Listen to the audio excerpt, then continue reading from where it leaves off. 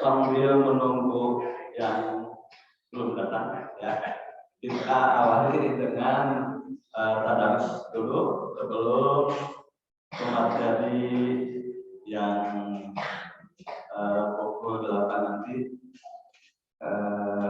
hadir, dan sebetulnya sudah hadir di sini pemateri Bapak Guru kita Bapak Insinyur Arifin Mukti, ya, alhamdulillah sudah ada di tengah kita.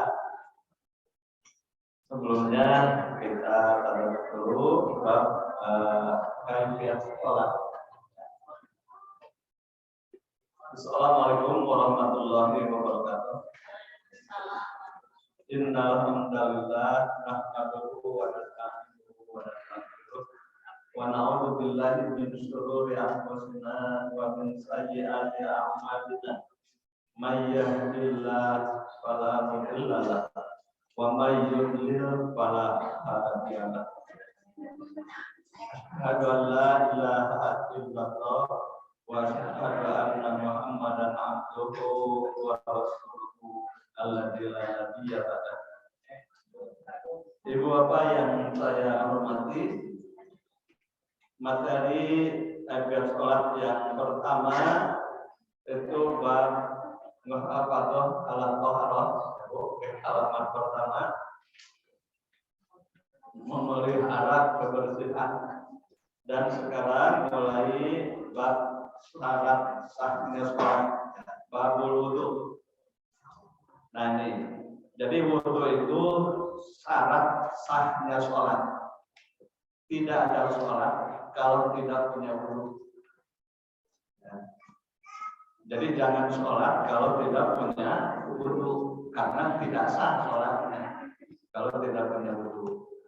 Maka dari itu sebelum kita tentu saja sudah biasa mempraktekkan ibu-ibu, sekarang lebih menguatkan lagi ya, membuka lembaran yang pernah terbaca dan memahami keterangan yang sudah terbaca supaya betul-betul dalam beribadah kita ini berdasar kepada ilmu. Jadi dengan ilmu akan terasa mudah, ya, termasuk dalam beribadah. Dengan iman akan terasa indah, ya. Bapak sekalian, kalau iman telah melekat dalam hati kita, apapun yang kita lihat, apapun yang kita laksanakan, nah, kalau kita berdasar kepada ilmu dan iman, tentu tidak ada rasa ragu dalam beribadah. Tapi yakin berdasar ilmu yang kita lakukan. Umpamanya, mengapa ibu wudhu teh begini, begitu? Nah, tinggal menjawab, nih keterangan anak, tinggal gitu. Nah, jadi ibu melaksanakan satu pekerjaan dalam peribadatan. Kalau berdasar ilmu itu namanya ittiba. Ya. Ibadah akan terasa sampai akan terasa puas apabila ada 3 itu. Tahu? 4 itu bukan 3 itu. Yang pertama adalah ilmu.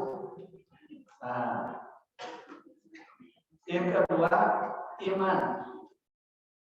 Yang ketiga ittiba, dan yang keempat ikhlas. Nah, insya Allah akan terasa mudah dan terasa indah dalam suatu ibadah apabila berdasar ilmunya yang dilandasi dengan iman.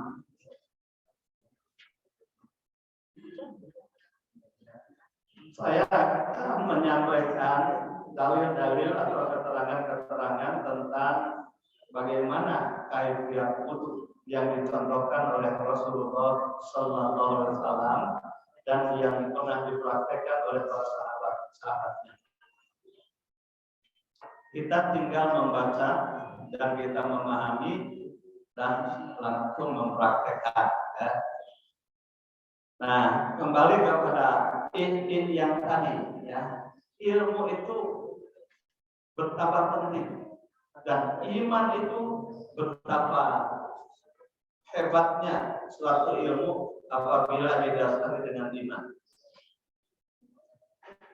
Sehingga Allah memberitahukan yang fa'ilahul ladina amanu wal ladina utul ilma darajat. Allah akan mengangkat kepada orang-orang yang beriman dan yang diberi ilmu dan berilmu darajatnya 1 derajat dibanding orang yang tidak berilmu atau beriman tapi tidak berilmu, berilmu atau tapi tidak beriman. Nah, yang beriman dan berilmu tentu lebih daripada yang berilmu tapi tidak beriman, atau sebaliknya beriman tapi tidak pakai ilmu. Ini diangkatkan oleh Allah derajatnya dibanding yang lain. Yang ketiga, ittiba. Ittiba itu mengikuti. Allah memerintahkan bahwa sesungguhnya telah ada bagimu di Rasul Allah uswah hasanah, teladan yang baik. Teladan yang baik yang patut ditiru dan diikuti adalah Rasul Muhammad SAW.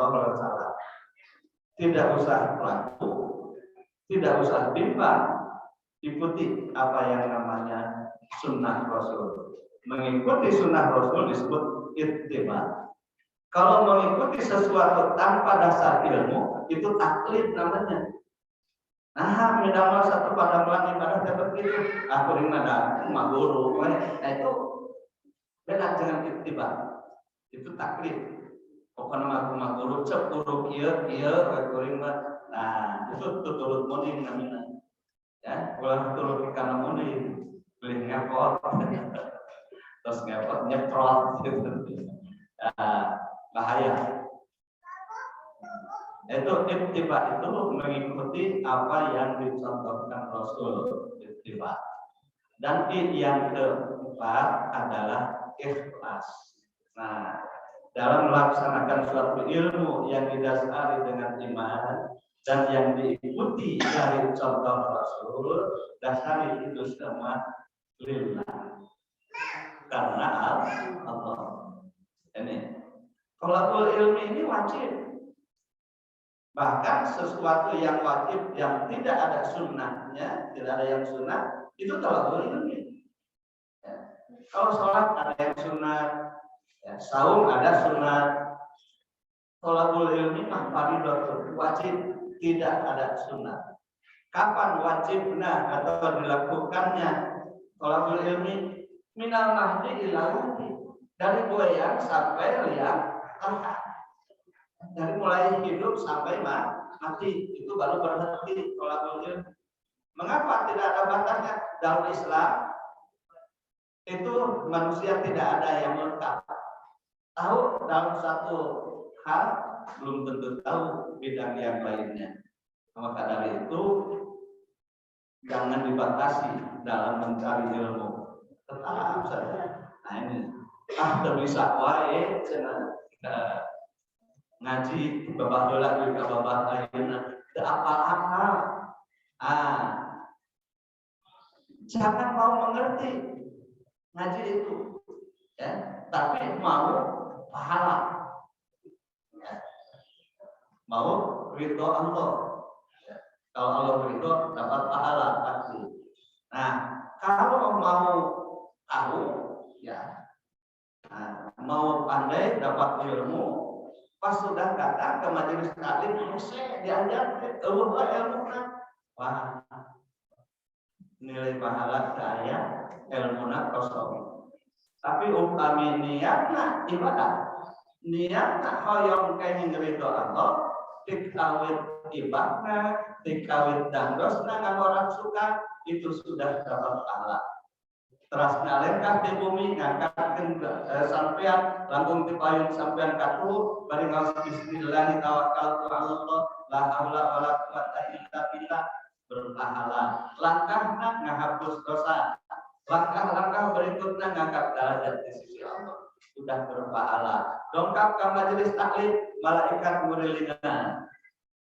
Allah minuhan rahmatna kajak ngalu di majelis taklim. Biasa belajar memahami Islam melalui Zoom, tapi kalau ngalim di majelis taklim itu ada bedanya, lebihnya beda.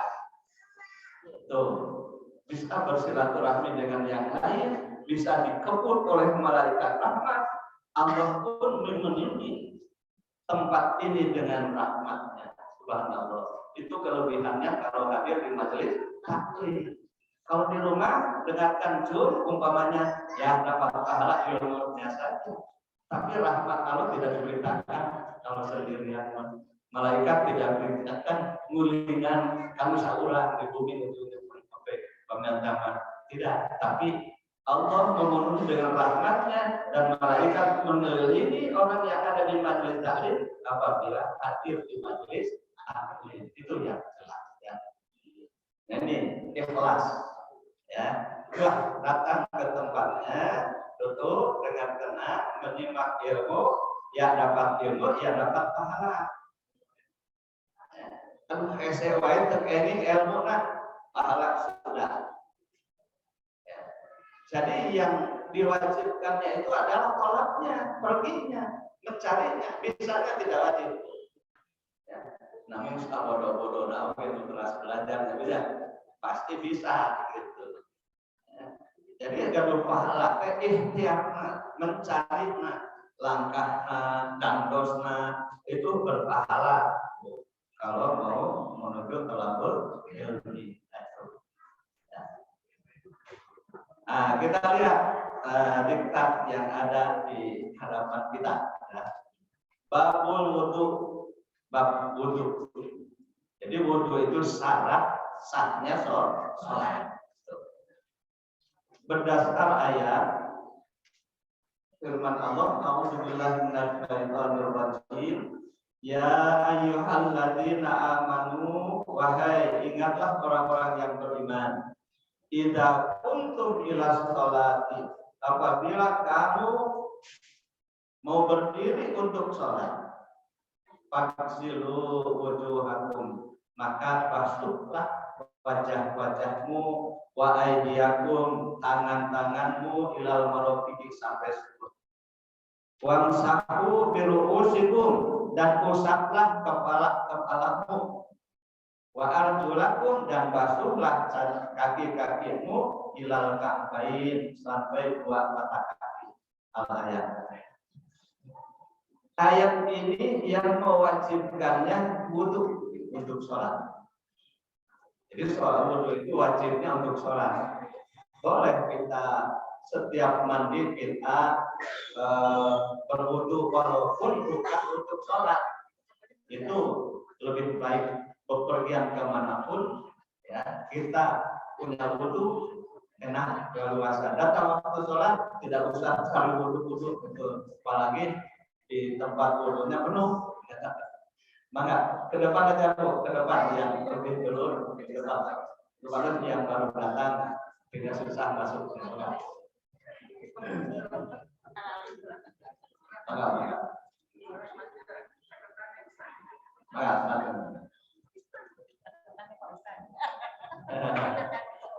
Maka yuk sangat kela.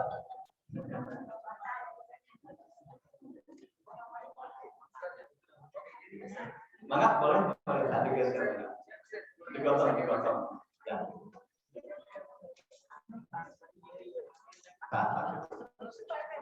Nah, itulah. Biasanya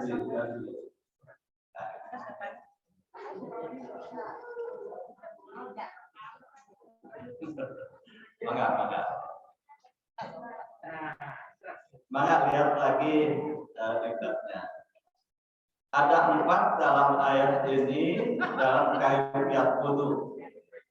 Pertama, membasuh tangan. Jadi ayat pertama membasuh muka, wajah. Tidak ada bacaan apa-apa dalam ayat ini asalnya. Ya. Yang wajib ini pertama membasuh wajah, muka. Yang kedua membasuh tangan ilal marafiq, sampai sikut. Jangan sampai kurang. Ya. Nabi apabila wudu itu sikutnya diputarkan. Nah, supaya jangan terlewat air yang kena tangan itu. Ya, harus kena. Karena kalau disiramkan begitu, kadang terlewat karena ada rambut gitu ya, ada bulu tangan, itu biasanya menghalangi. Maka dari itu gosala itu dibajur dan diratakan oleh tangan. Itu gosala. Kalau majur hafana bahasa hadisnya, hafana dibajur. Nah, dibajur belum tentu rata, tapi bahasa ayatnya gosala. Ya. Dibasuh dan diratakan. Yang kanan dan yang kiri sama. Ya. Tidak disebutkan dalam ayat ini berapa kali. Yang penting terbasuh, yang harus dibasuh. Jangan sampai pulang. Yang ketiga, wamsahu biru'usikum, usaplah kepalamu. Nah, jadi kalau musab kepala sekedar cipruk, ya, karena bukan waksilu tapi wamsahu, usaplah. Ya. Nanti cara mengusap kepalanya diterangkan. Nah, rukun yang keempat, wa arjulakum, cucilah kedua kakimu ilal ka'bain sampai dua mata kaki, minimal sampai dua mata kaki, maksimal boleh lebih. Yang kurang tidak sah, ya. Kurang dari mata kaki tidak sah wudhunya, boleh lebih, ya, supaya nanti bekas-bekas wudhunya turun menghajali, bersinar, mencorong gitu cahayaan min asaril wudhu, dari bekas-bekas wudhunya. Barang siapa yang menginginkan kekekalan cahayanya, layaknya kerjakan wudhu itu, lebihkan daripada siput kalau tangan lebih sedikit, tapi jangan kurang. Mata kaki, intinya kaki sampai dua mata kaki boleh lebih, tapi jangan kurang. Itu kalau dalam bab wudhu, ya. Tapi kalau sholat 4 rakaat jangan dilebihkan dari 5 rakaat, jangan. Ini berwudhu. Nah, ini tidak menunjukkan urutannya dalam ayat ini. Yang penting yang 4 ini ada. Mau muka dulu, mau tangan dulu, mau ngusap kepala dulu, atau kaki dulu, boleh. Ya. Yang penting yang keberatan ada. Upah miskin karena upah hoyong sadayana langsung kawasuh telur menjadi semuanya. Nah, itu artinya wah itu lil mutlaqil jami, menunjukkan eksistensi keberadaan. Nah, yang penting ada yang 4 ini. Urutannya boleh yang mana dulu aja. Itu wa itu huruf atap, ya, yang menyambungkan bahasan yang belum selesai. Tua. Nah. Kemudian hadisnya. Nah, hadis ini baru menunjukkan urutan. Itu litartib. Makanya dalam hadis dengan kalimat summa, bukan wa. Itu bedanya. Kalau wa menunjukkan keberadaan, kalau summa menunjukkan urutan. Ya, litartib. Apa yang harus didahulukan, didahulukan. Apa yang harus di belakang. Itu kalau hadis. Nah, membahas tertibnya wudu. Ya. An Humrana hadisnya. Lihat. Dari Humran. Anna Utsmana da'a biwatu'in. Sesungguhnya Utsman meminta air untuk wudu. Ya. Ada wadu, ada wudu. Kalau wudu kayak biar wudu, prakteknya wudu. Kalau wadu minta air untuk wudu. Ya. Wadu beda baris, beda arti. Ada wadu, ada wudu. Kalau wudu praktek wudu, kalau wadu air untuk wudu. Nah, Utsman meminta air untuk wudu. Kemudian setelah ada airnya, faghasala kaffaihi salasa marratin. Kemudian Utsman mencuci 2 telapak tangan, nah, sampai pergelangan. Ambil baca bismillah di sini. Ya. Jadi bahasa bismillah ini kalau sunnah Rasul dalam ayat tidak diperintahkan. Kalau dalam hadis ada bismillah sambil mencuci tangan sampai pergelangan. Ya. Nah, sesudah mencuci tangan, telapak tangan 2-3 kali, nah, maksimal boleh 1 kali kalau dianggap kita sudah bersih. Boleh 2 kali, maksimalnya 3 kali. Kira-kira 3 kali macam lantis, kira-kira begitu. Kemudian setelah mencuci telapak tangan, summa tamat mato wastar sako wastar salok. Nah, ini mah 2 hal disatukan. Mengambil air untuk berkumur, menghisap air itu dan menghembuskannya disekalikan. Itu waktu, ya, kembali waktu. Seperti dalam ayat itu harus ada satu kali ngambil air untuk berkumur-kumur dan ke hidung, ya, dihirup ke hidung lalu dihembuskan, ya. Salah sama roti 3 kali, ya. Jadi sini tidak disebutkan, ya. tapi sama diantarkan kepada yang pertama. Itu salah sama roti 3 kali maksimal. Summa ghasala wajhahu, kemudian setelah berkumur dan menghirup air ke hidung, lalu mencuci muka. Nah, seperti dalam ayat tadi, setelah mencuci muka 3 kali maksimal, kemudian membasuh kanan, yang kanan 3 kali, ya. Summa yusra misalnya dari terus anu kenca seperti nukatuhu 2 kali, 2 kali, 3 kali, ya. Sikutnya diputar, jangan sampai terlewat. Kemudian yang kiri 3 kali sama diputar di sikutnya juga. Jangan sekali kanan, sekali kiri, sekali kanan, sekali kiri. Jangan begitu. Kanan dulu selesaikan, baru yang kiri itu. Setelah mencuci tangan ilal marafiqi sampai sikut ilal marafiqi, ya, salah sama roti summa yusra kali nuken sawesani summa masaha biroksihi, setelah mencuci tangan sampai sikut lalu mengusap kepala. Ini mah tidak salah sama roti, cukup marratan wahidah, sekali boleh. Tuh, mengusap kepala mah, ya. Dan tidak usah banyak. Airnya juga cukup telur keheula ya. Dibasahan sampai punten sampai panangan dikepretkeun diusap kan diusapkeun ke mastaka. Pimpayun kapengker deui kana punduk kapayunkeun deui terus langsung kana cepil. Nah, jari telunjukna diremetkeun kana cepil, ibu jarina diusapkan kapang keren cepil. Nah, itu. Jadi ngawas mengusap mastaka mah mung sakali. Maki benten sareng pandangan wajah bahasanya gosala. Ya, upami mastaka mah masaha, mengusap. Itu. Oleh karena itu jumlahnya juga beda. Jadi kalau gosala maksimal salah sama roti 3 kali, masalah sekali. Musab nastaka salat cepil.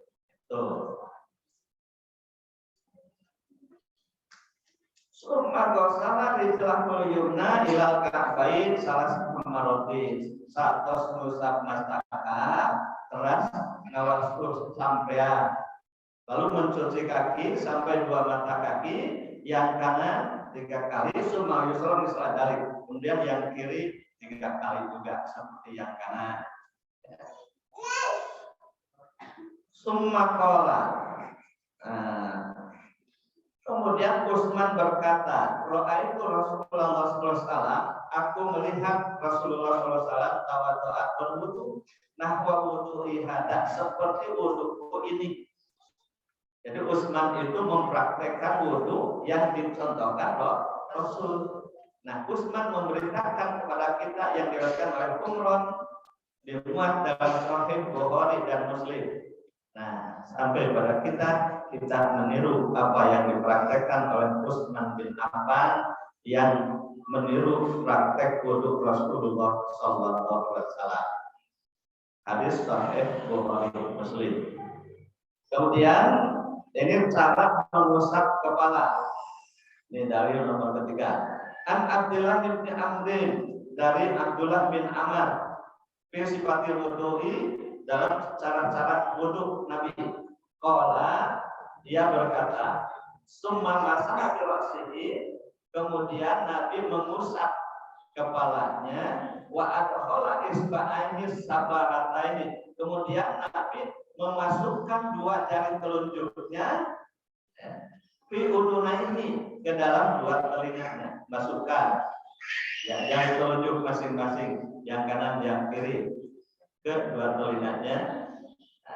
Wa masaha bi ibhamaihi, kemudian diusapkan 2 jempolnya, ya 2 ibu jarinya, dohiro udunaihi, ke bagian luar telinganya. Tuh.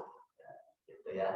Jadi udah dari kepala, pusat ke belakang, ke depan lagi, kembali langsung ibu telunjuknya dimasukkan ke telinga, ibu jarinya disapukan ke belakang telinga, bagian luar telinga. Nah, selesai wudhu itu, itu kan biar wudhu ya. Emang terakhir itu mengusap mencuci kaki itu dalam rukun wudhu ya. Sakit itu adalah ya. Nah, pas setengah 8 ya, kurang 2 menit. Nah, insya Allah apa yang dibaca setelah kita wudhu, insya Allah pertemuan berikutnya. Yang untuk tadarus kajian sholat cukup dulu, sholat dulu.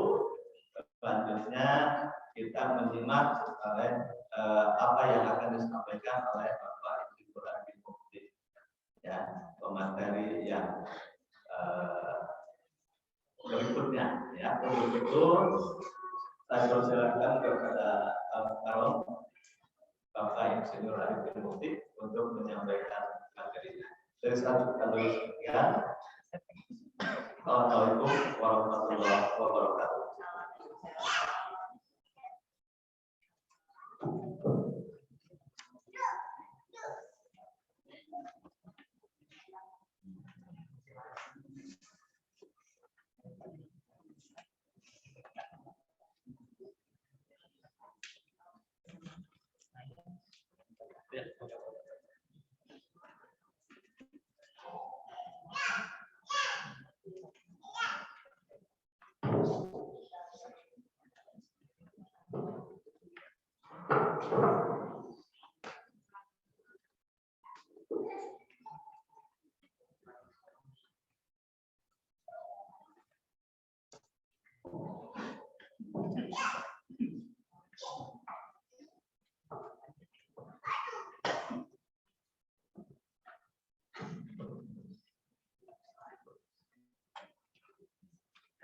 Bismillahirrahmanirrahim. Assalamualaikum warahmatullahi wabarakatuh. Waalaikumsalam warahmatullahi wabarakatuh. Alhamdulillahirrahmanirrahim. Wassalatu wassalamu ala wassabihi asma'i amman. Dan ibu bapak sekalian, adik-adik ya, yang dirahmati Allah Subhanahu wa taala, ya sungguh berbahagia kita bisa berjumpa di sini. Nikmat iman Islam, nikmat sehat, dan nikmat ada waktu sehingga kita bisa berjumpa. Tadi yang Pak Ustadz Caca bilang kalau kita berkumpul sini juga dihadiri dan disaksikan oleh para malaikat ya, Ustadz Caca ya. Alhamdulillah. Jadi hari ini saya mendapat tugas dari Betul Akom, yang judulnya Maryam, Air dan Buah Kurma. Ya, buah kurma kalau dalam bahasa ilmu pengetahuan, bahasa Latin namanya dactylus. Ya. Dactylus. Jadi kalau dengar dactylus itu buah kurma. Ya, waktunya sekitar 45 menit. Slide 2. Ini juga disaksikan di Zoom, jadi ada juga yang di Zoom. Beberapa materi sudah dilakukan dalam bentuk PDF. Jadi bagi yang di WA bisa saja minta ke panitia materinya ya. Karena kan teknologi sekarang memungkinkan untuk transfer ya. Ya Bapak, adik-adik. Ada 3 topik yang saya tawarkan, pekan dulu ya, Maryam, air dan buah kurma, kemudian ada apa dengan akal, dan ketiga ketika bintang-bintang berjatuhan. Jadi klasifikasinya dari ringan, sedang, dan berat. Ya, ketika bintang-bintang berjatuhan ini adalah diambil dari salah satu ayat di surat At-Takwir. Bahkan umum ada roh. Ini luar biasa, kalau bintang-bintang bisa jatuh ya. Kalau manusia jatuh biasanya bintang. Nah, kemudian dipilih kita hari ini adalah Maryam, air dan buah kurma. Kita lihat Maryam maksudnya di sini adalah surat Maryam. Dalam 45 menit ini ya, nanti sisanya kita mungkin ada tanya jawab sedikit. kita berharap bisa memahami pertama kepentingan seorang Maryam. Kedua, kita akan menyinggung ya, selain masalah agama juga ada kesehatan, terutama untuk ibu hamil ya. Karena Maryam ini diceritakan sedang mengandung Nabi Isa alaihissalam, ya luar biasa. Wanita yang luar biasa, perawan suci, ya ada biologi, sejarah dan sebagainya. Ini ibu bapak sekalian, ada ini kalau dikuraikan ini saya bisa bikin buku 250 halaman. Luar biasa di Al-Quran ini Bu. Ya, hanya beberapa ayat saja kita bisa bikin buku. Kemudian susunan yang ajaib dari surat Maryam. Kemudian gambaran isu gender ini terutama kalau di masalah profetik itu adalah kisah-kisah serupa kenabian. Karena walaupun Maryam itu bukan seorang nabi, tapi kisahnya dan pelajarannya itu serupa nabi. Ada di sana ketaatan, ada tawakal, ya, ada keikhlasan untuk mengabdi kepada Allah Subhanahu wa Ta'ala. Ya luar biasa. Ini wanita ini luar biasa. Dan apa yang tidak diketahui atau tidak disadari oleh kita semua membaca Al-Quran, Maryam ini ketika mengandung dan mengembara itu selalu ditemani oleh Jibril. Nah, bayangkan berapa bulan itu ditemani oleh Jibril, ya? Baik langsung maupun tidak langsung. Langsung itu artinya terlihat, kalau tidak langsung artinya hanya suaranya saja. Ya. Dan kemudian kita juga akan melihat nanti manfaat air dan buah kurma terutama terhadap bumi. Bumi itu bahan ibu hamil dan umum. Saya bukan dokter, tapi karena Quran ini disiplin ilmunya banyak, ya, jadi mau tidak mau ya kita menyinggung kesehatan, menyinggung aktivitas sosial, sejarah, teknologi dan sebagainya. Baik, kita sekarang videonya di keadaan bumi. Ibu bapak sekarang adik-adik ya, kalau 4 orang penduduk bumi atau penduduk dunia berkumpul, maka 1 orang pasti muslim. Ya, jadi kalau 4 orang, 1 muslim. Tapi kalau 10 orang berkumpul, maka 3 orang Kristen. Nah, itu ya. Artinya muslim ini di dunia adalah nomor 2 dan Kristen nomor 1. Nah, ini yang luar biasa ya, masalah kebenaran Islam. Dia menempatkan Nabi Muhammad sebagai tokoh nomor 1 di dunia, ya paling berpengaruh. Jadi Nabi kita ditempatkan nomor 1. Kenapa? Karena perkembangan Islam itu sangat cepat. Tahun 610 ketika dakwah Nabi tahun pertama itu hanya 4 yang muslim. Salah satu adalah istri Nabi. Tapi sekarang itu sudah di atas 1,9 miliar. Ya, jangan berpikir muslim itu hanya di Indonesia dan di Arab, ada juga di Amerika, Eropa, New Zealand, Kanada, Korea Selatan, Jepang ya. Dan perkembangan yang paling cepat itu di Eropa, ibu-ibu, bapak sekalian, adik-adik 300%.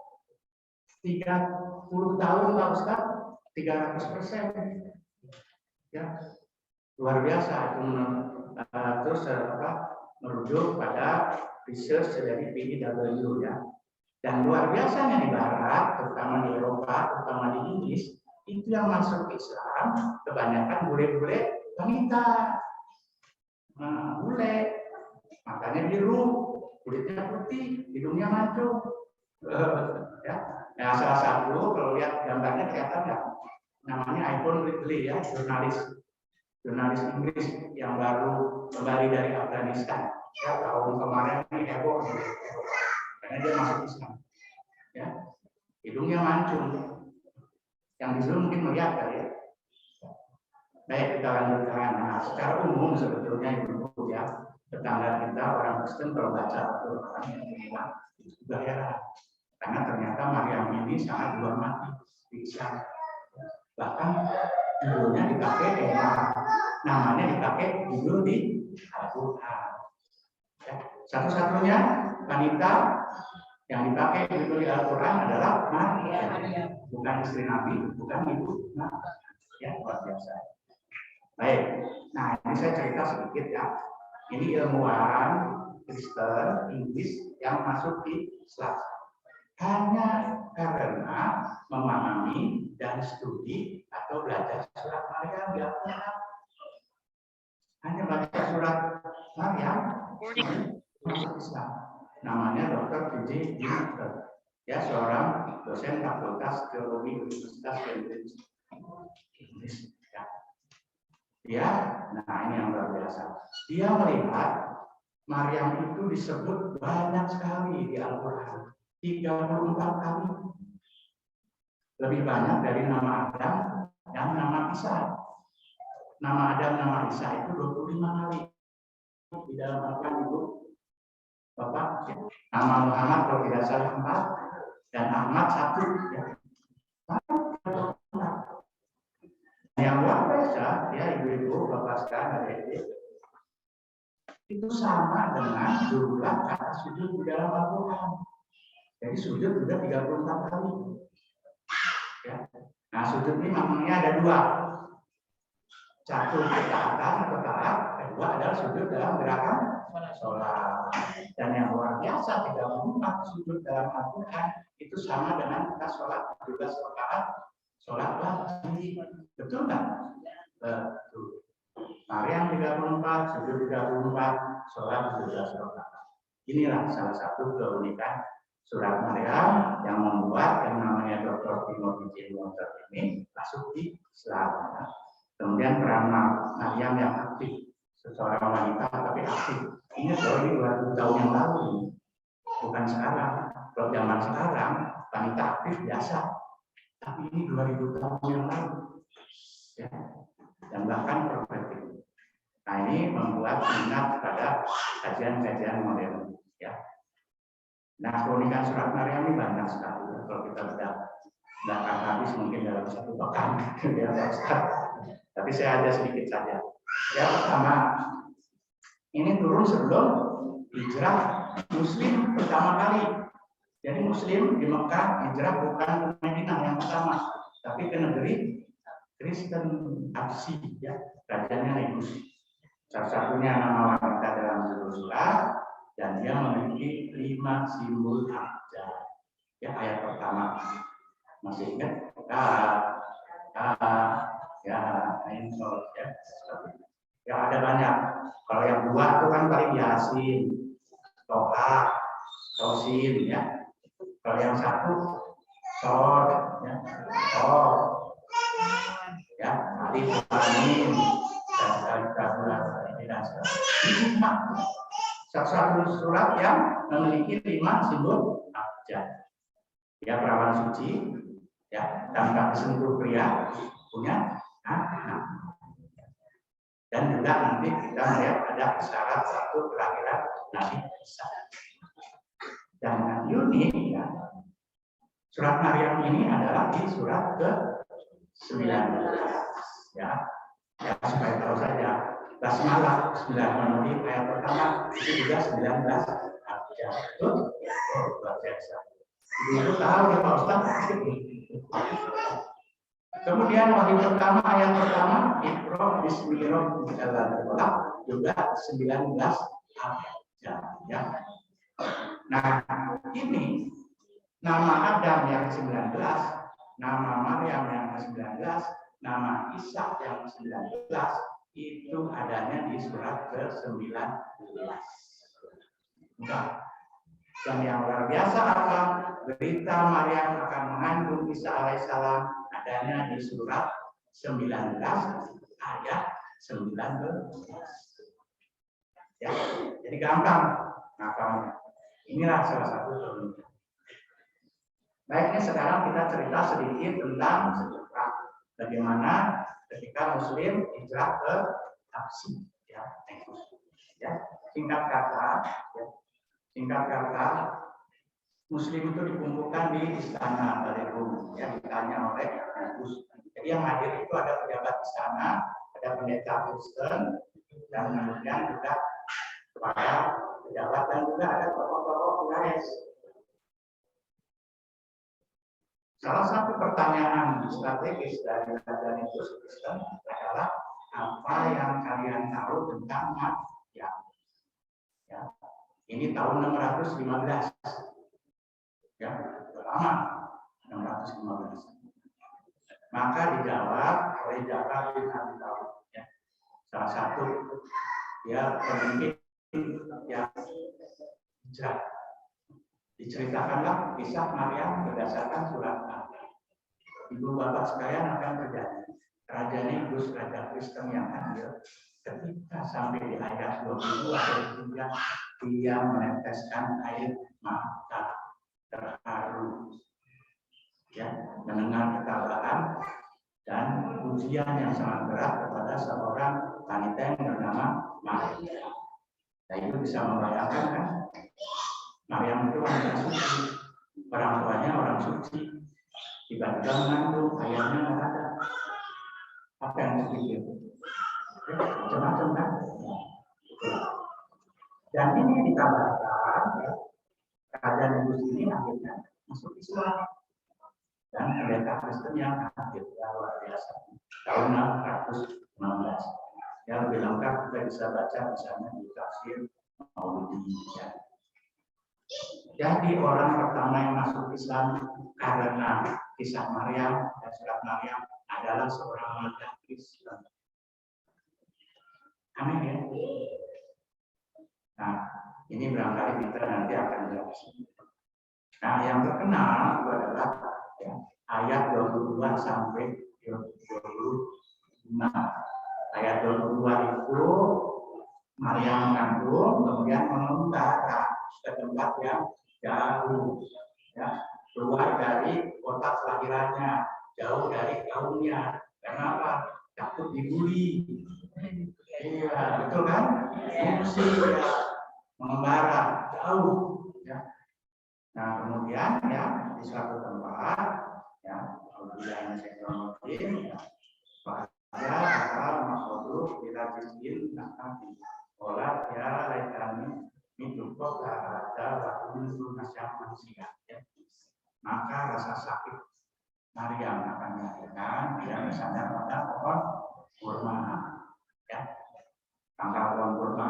Lalu dia berkata nih, Adonai, maksudnya kalau Subhanahu wa Ta'ala, alangkah baiknya aku mati sebelum ini. Dan aku menjadi barang yang tidak berarti, tapi dilupakan. Nah, sampai ayat ini Raja Negus, Raja Kristen, tidak terbendung air matanya mengalir. Kalau bapak-bapak makan jangan curiga. Tapi bayangkan seorang saleh, wanita saleh, hamil. Ya. Kemudian ayat berikutnya, maka Jibril menyerunya dari tempat yang benar. Karena ada minta dia Allah berdani. Janganlah kamu bersedih hati. Kodjalah kita tafsir saya. Ya, sesungguhnya Tuhanmu telah menjadikan anak sungai di bawahmu. Dan namun hubungannya ya orang mau melahirkan tiba-tiba dibentuk anak sungai. Ya, kalau zaman sekarang mah, jaka sembung bolong-bolong ya. Nyambung, benar nggak? Tapi disinilah luar biasa Tuhan. Kemudian kita lihat, ya dalam terjemahan bahasa Inggris anak sungai ini tingginya kurang lebih 30 cm, ya, lebar 1 sampai 1,5 meter. Nah, kecepatan arus biasa, ya. Kemudian selanjutnya Maryam dan pohon kurma. Bahuti like which is in nabati sakit alaki ketoban jadinya ya. Semua sebaya ya, Zakaria, Dania, manusia. Dan goyanglah pangkal pohon kurma itu. Ya, jadi Maryam diceritakan oleh Jibril menggoyang pohon kurma. Ini sekaya pohon itu akan menggugurkan buah kurma yang masak kepada, ya, ada kata uji. Ya. Uji itu goyang pelan. Nah, bayangkan itu goyang pelan. Kemudian seorang wanita dalam keadaan lemah dan hamil. Pohon kurma, ya. Mungkin nggak kurmanya rontok? sulit ya. Tapi kan ada Jibril, maka itu bisa baik. Kenapa zoomnya tidak bisa Deketin suaranya biar lebih jelas. Oh gitu ya, oke. Baik, kita lanjutkan ya Bu ya, Pak. Ya, salam buat yang ada di rumah yang bisu. Nah, sekarang apa pertanyaannya dari 3 ayat itu? Ya. Pertama, Maryam mengembara kemana? Dan lahir di mana? Melahirkan ya. Betul. Kedua, mengapa Jibril menunjuk anak sungai? Apa pentingnya? Ya. Orang hamil, orang kesakitan tiba-tiba ditunjuk anak sungai. Terus ada apa dengan pohon kurma dan buahnya ya? Masa. Ya, ini di ayat 23 sampai 25. Baik. Nah, petanya kelihatan nggak ya? Baik, sekarang kita ke Palestina. Ya, Israel sana. Jadi Maryam keluar dari kampungnya yang namanya Nazaret. Ya. Pernah dengar? Ya, atau kalau dalam bahasa Arab Nasiroh, yang akhirnya dalam bahasa Al-Quran ya, jadi kaum yang disebut Nasoro, Nasrani. Ini di dekat Danau Tiberias di Palestina Utara. Ya. Pergi membara jauh sekitar 160 km ya, 158 ke arah Bethlehem. Bethlehem pernah dengar? Ya, kalau dalam Arab disebut Baitul Lam, ya, rumah daging. 160 km Bu, kalau sekarang ini jarak pendek, tapi 2000 tahun yang lalu 160 km kalau naik kota itu 3 hari atau 4 hari. Tahu? Ya, jangan disamakan. Ya, 160 tuh dari sini kemana? Jakarta ya, kurang lebih. Ya. Nah, yang luar biasa ya daerah Palestina ini, kalau kita baca hadis, Danau Tiberias itu di akhir zaman itu tempat Ya'juj Ma'juj minum dan danaunya sampai kering. Ya. Rombongan kedua masuk, airnya sudah kering. Kemudian di Palestina ini ya ada kota Lod yang dekat di Israel, Tel Aviv. Ya, kelihatan? Ya. Di sana di kota Lod, Isa alaihissalam berhasil membunuh Dajjal di akhir zaman. Jadi Palestina ini luar biasa. Ada kelahiran Isa, ada kelahiran Maryam di akhir zaman. Dia akan mencatatkan sejarah. Ya, berperang dengan Ya'juj Ma'juj dan berperang dengan Dajjal. Ya, yang dipimpin oleh Isa alaihissalam. Nah, dalam arkeologi ya, yang ini yang luar biasa ini adalah kota Bethlehem itu ada 2 kebetulan. Ada yang di selatan, ada yang di utara. Cilaka yang mana nih, Bethlehem yang mana? Di hadis Nabi juga cuma bilang Baitullah. Tapi di hadis Nabi ada isyarat dia dekat dengan Baitul Maqdis, ya, dekat Yerusalem, tempat kotanya Sulaiman alaihissalam. Jadi memang disitulah kelahiran Maryam. Dan yang hebatnya dari geologi yang namanya Bethlehem ini ternyata itu sumber air. Ya. Jadi sesuai dengan apa yang disyaratkan Al-Quran dengan anak sungai. Jadi kota kelahiran Isa alaihissalam itu subur, ya, penuh sumber air. Tapi jauh dari tempat tinggal semula dari kaumnya ya, di Nazaret, kurang lebih 160 km. Dan ini tahun 2000-an, 2000 yang lalu, bukan sekarang. Baik, curhat Maryam ya, tanda petik. Tafsir sepakat ya, menyebut Maryam saat itu memang sakit karena mau melahirkan. Tetapi curhat Maryam bukan semata-mata karena sakit mau melahirkan, tapi dia membayangkan cobaan yang akan menimpa ketika bayinya lahir. Orang tuanya orang tua saleh, terkenal. Ya. imam. Ibunya orang saleh. Dia sendiri juga terkenal orang saleh.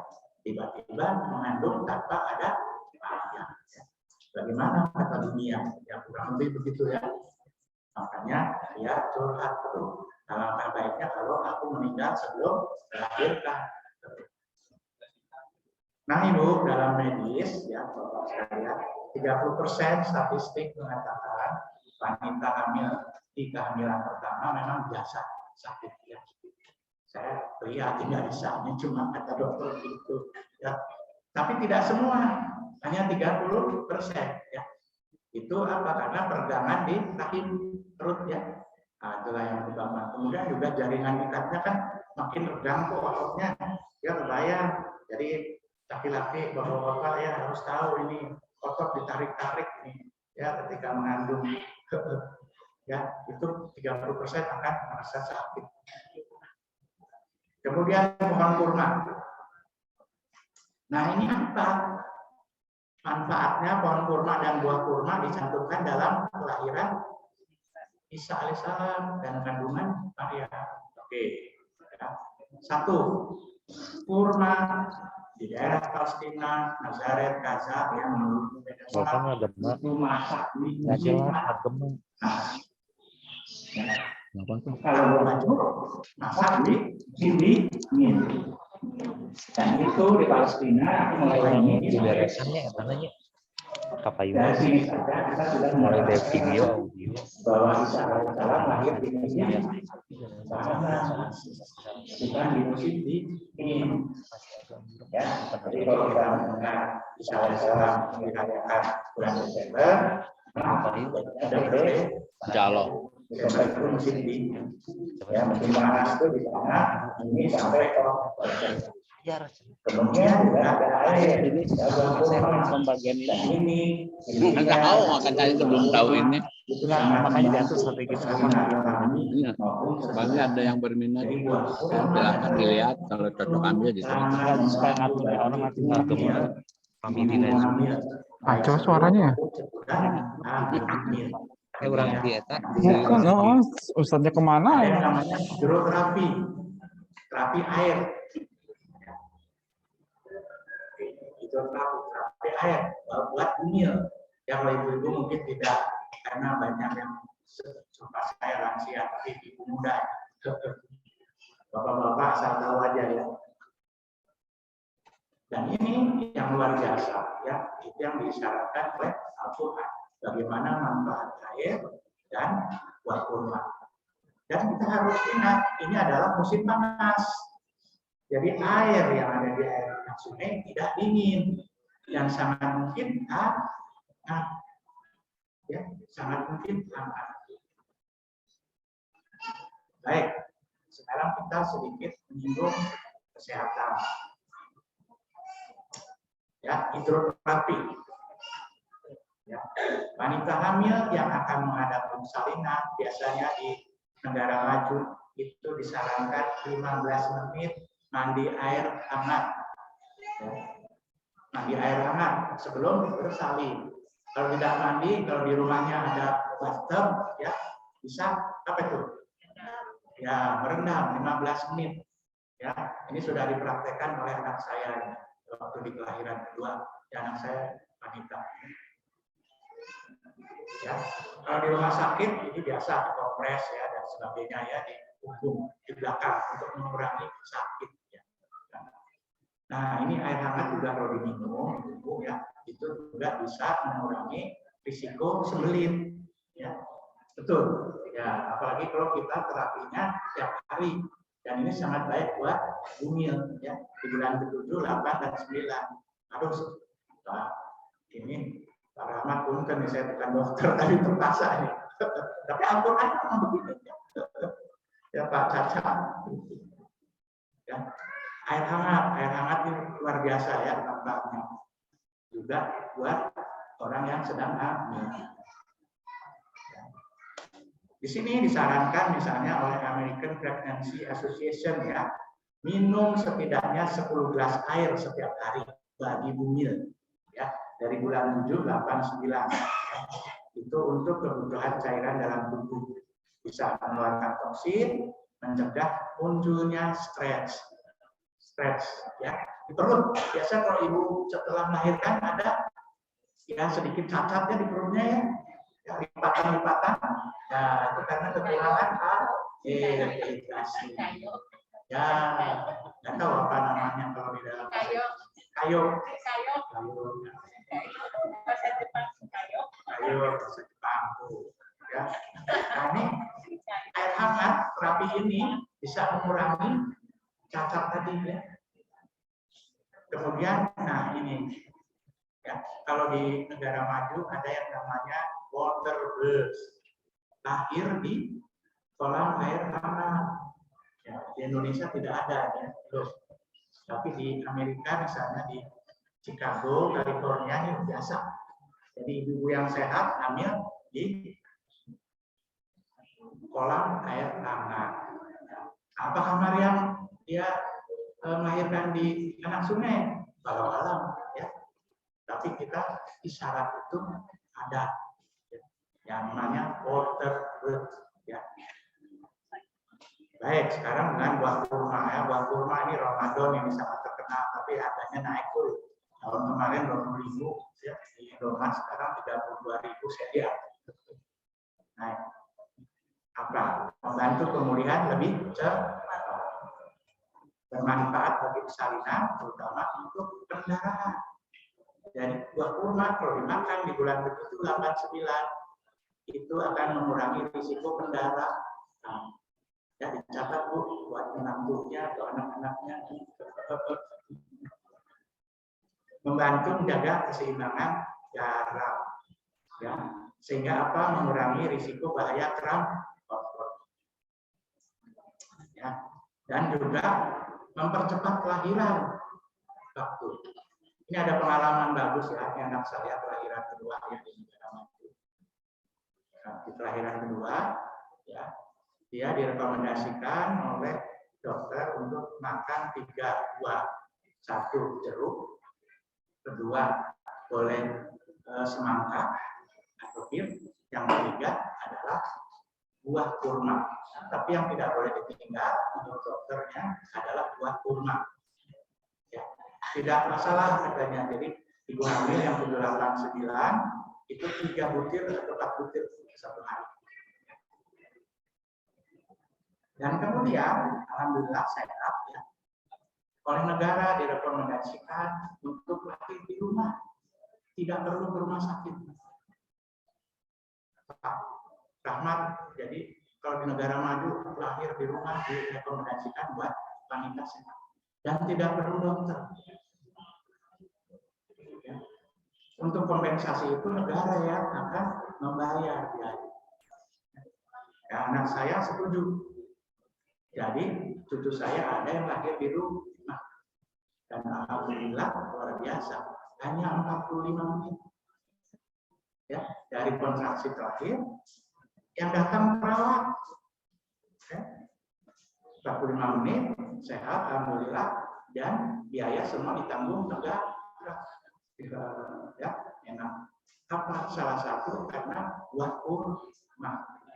Ya, dimulai dari bulan ke-7, 8, 9. Memang kalau bagus dari bulan ke-4 ya.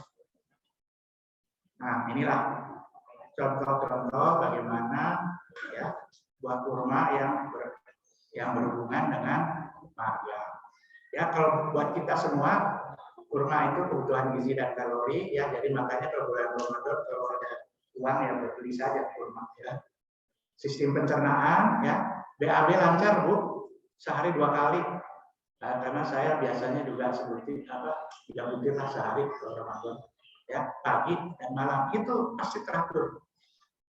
Tapi ini bukan promosi kurma nih Pak Rahman. Teratur ya pagi. Nah, ini mencegah penyakit kronis, ya kanker, diabetes, hingga lansia yaitu disebut Alzheimer. Ya, di lansia itu ada yang namanya demensia. Jadi statistik di Indonesia mengatakan lansia seperti kita ini 9% itu kena demensia. Pikun. Ya, pikun.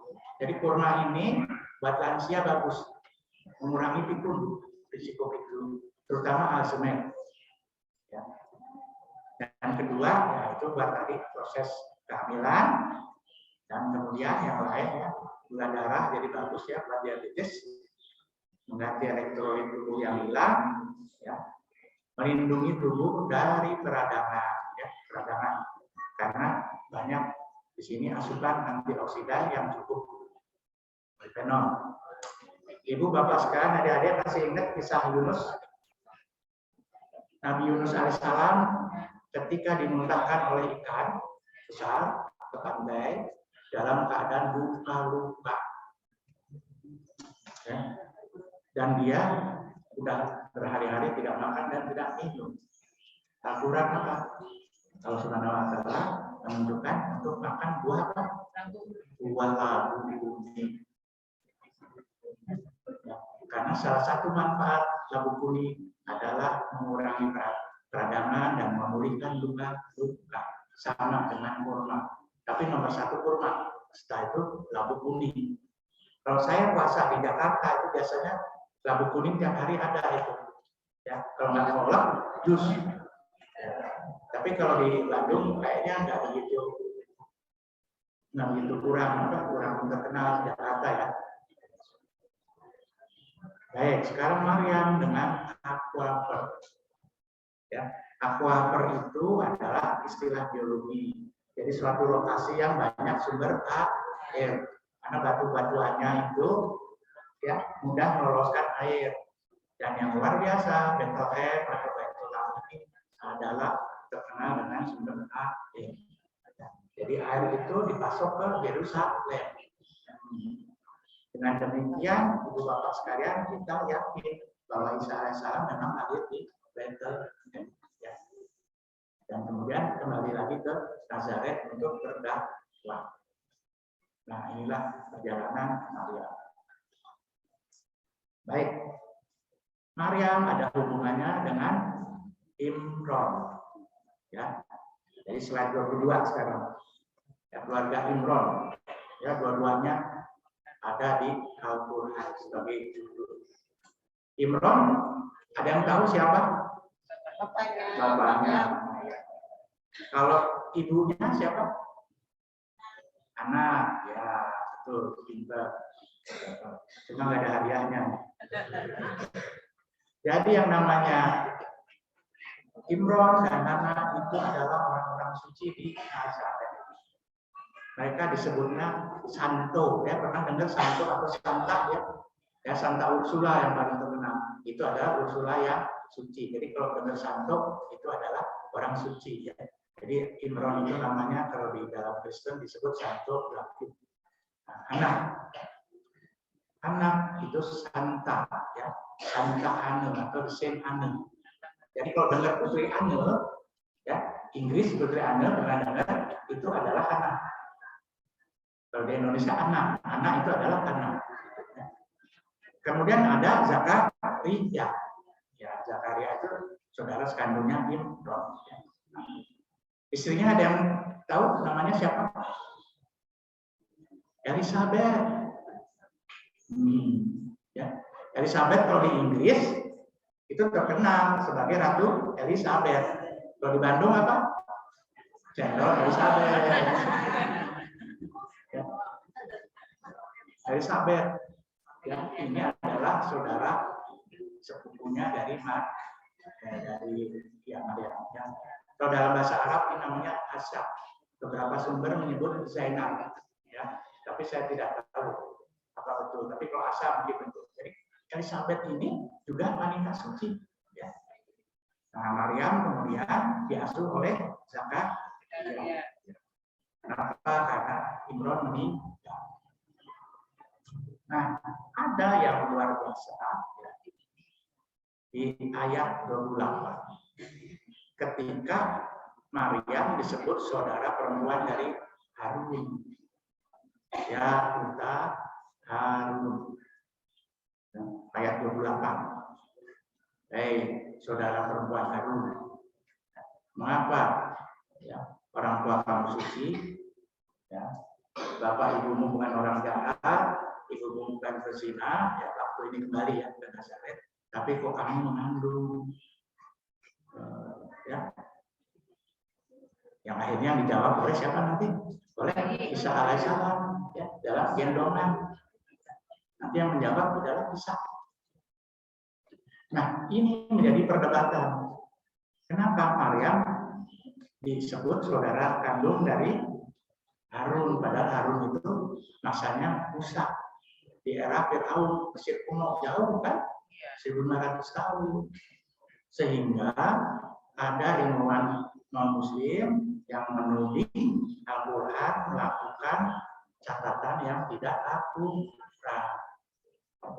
Ada yang tahu nggak kira-kira jawabannya? Kenapa Maryam disebut saudara Harun? Nah, belum kan? Baik, hari ini kita kasih tahu. Alhamdulillah. Sebab kalau ditanya orang lain belum tentu tahu.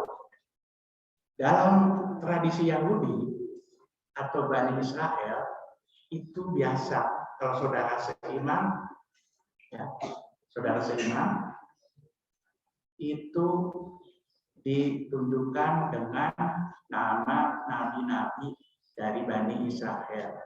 Jadi saudara seiman atau saudara seketurunan.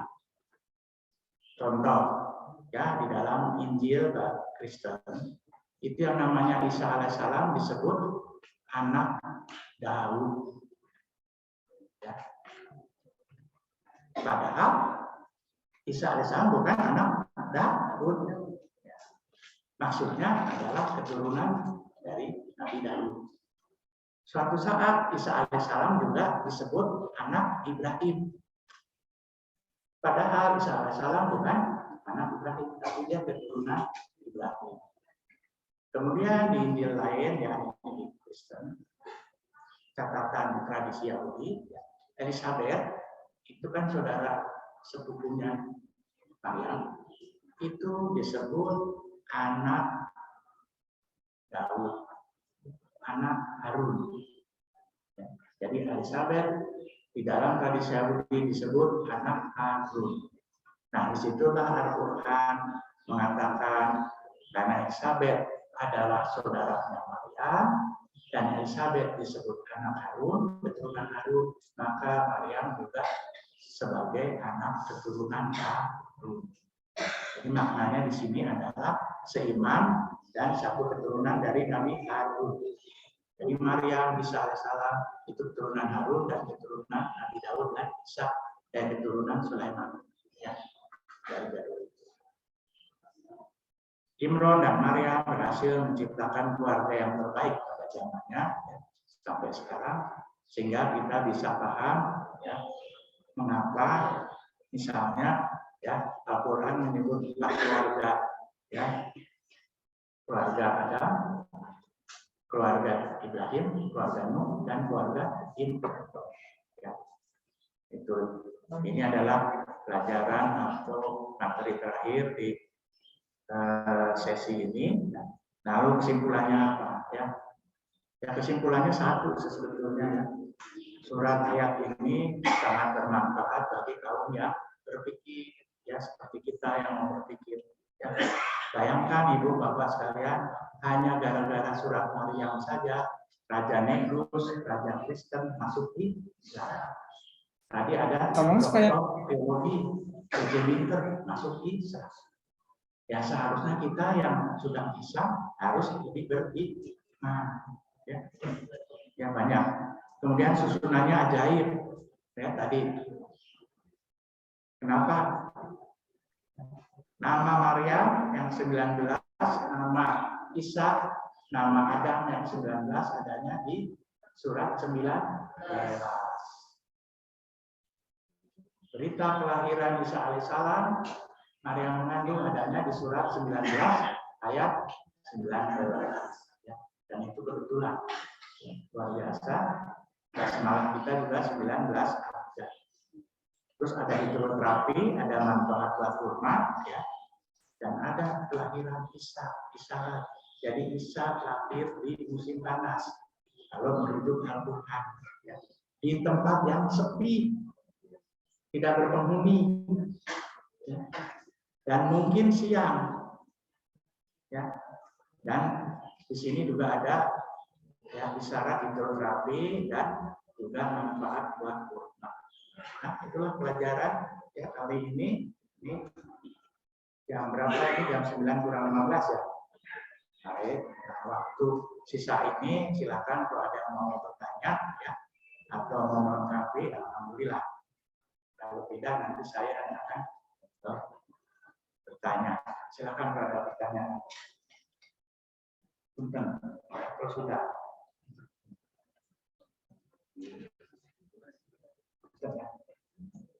Ibu-ibu, atau sudah memang nggak ada masalah ya?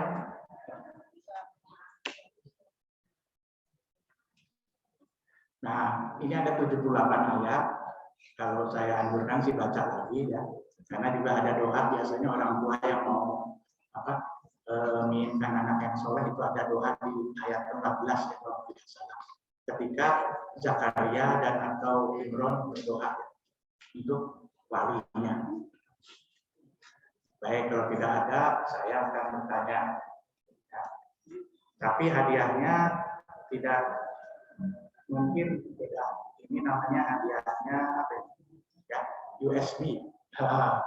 USB 16 GB. Baik. Nah, mungkin bagi ibu bisa buat cucunya atau anaknya ya. Atau ini silakan ya. Ini teknisi juga boleh nih ya.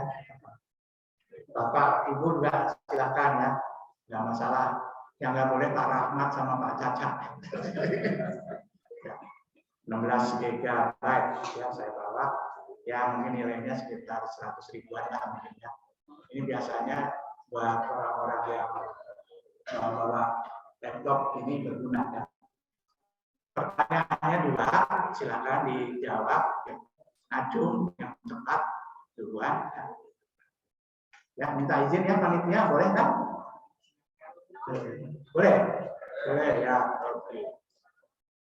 Pertama adalah jadi lupa jadi pertanyaan. Maklum sudah lansia.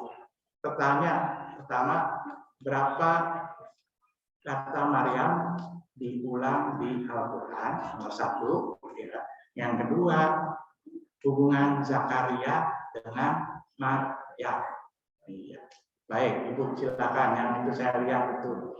Punten saha namina? Ya. Ibu Siti, silakan Ibu Siti. Mudah-mudahan bisa Ibu Siti. Oke. Zakaria siapanya? Ya, betul saudara. Yang tepatnya?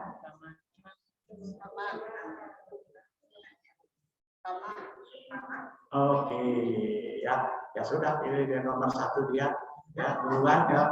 Walaupun dibantu teman-temannya, ya kita putuskan. Silakan. Ya, nanti minta ke panitia. Ya. Alhamdulillah. Baik, kalau gitu saya akhiri. Kalau tidak ada, ya mohon maaf kalau ada salah-salah sedikit. Oh, ada pertanyaan dari Pak Rahmat. Pak Rahmat ini ketua DKM di sini. Silakan Pak Rahmat. Ini tambahan aja Pak. Ya, silakan.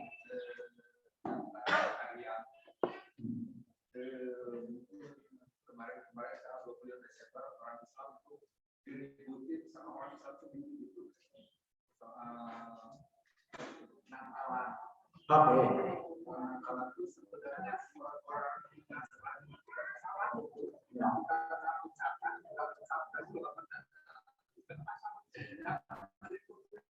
Orang Islam sendiri itu.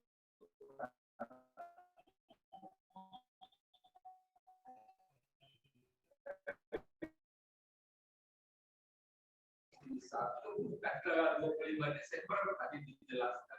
Ya, bukan musim dingin, tapi musim panas. 25 tadi Pak. Ya.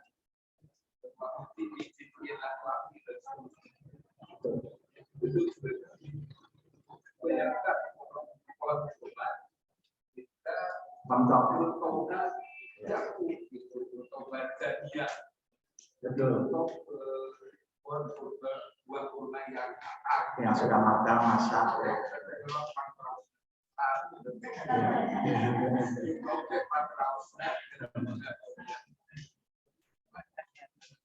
yang mungkin itu orang tua berbuatnya itu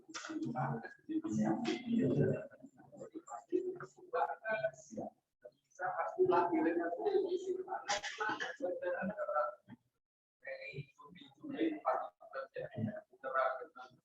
nah itu salah satu dengan umat muslim itu mengaku kenapa kita tidak boleh mengucapkan selamat Natal. Salah satunya itulah Gabriel. Jelas ayatnya ada, segalanya ada, sambung benar. Kita kami nanti akan bagi. Baik, menurut Pak Rahmat, menjelaskan ulang bahwa memang isyarat salam menurut Al-Quran isyaratnya sangat jelas bahwa lahirnya di musim panas. Jadi nggak perlu berikutkan yang di musim dingin lah, kurang lebih begitu. Apalagi kalau di media sosial ya, problem sekarang begitu dilaporkan, wah itu repot lah. Makanya saya juga kadang-kadang hati-hati kalau direkam. Ini direkam nggak ya? Ya, direkam. Ya kalau menyinggung ini apa alamat orang lain bisa repot. Baik, Pak Rahmat. Jadi dari sini saja kita sudah punya gambaran. Isa alaihissalam lahir siang, tidak malam. Ya. Di tempat sunyi yang tidak ada penghuninya. Kemudian di tempat yang banyak air dan musim panas. Kalau gitu, saya apa ya, Adek masih ada waktu kan ya? 5-7 menit silakan nggak apa-apa. Belajar berani. Ayo Adik siapa? Loh tadi udah nunjuk. Oh salah tuh. Baik kalau gitu saya akhiri. Wassalamualaikum warahmatullahi wabarakatuh.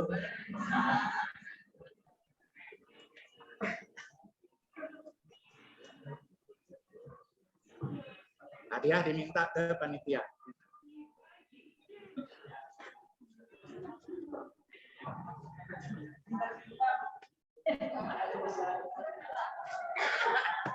Dibagi-bagi.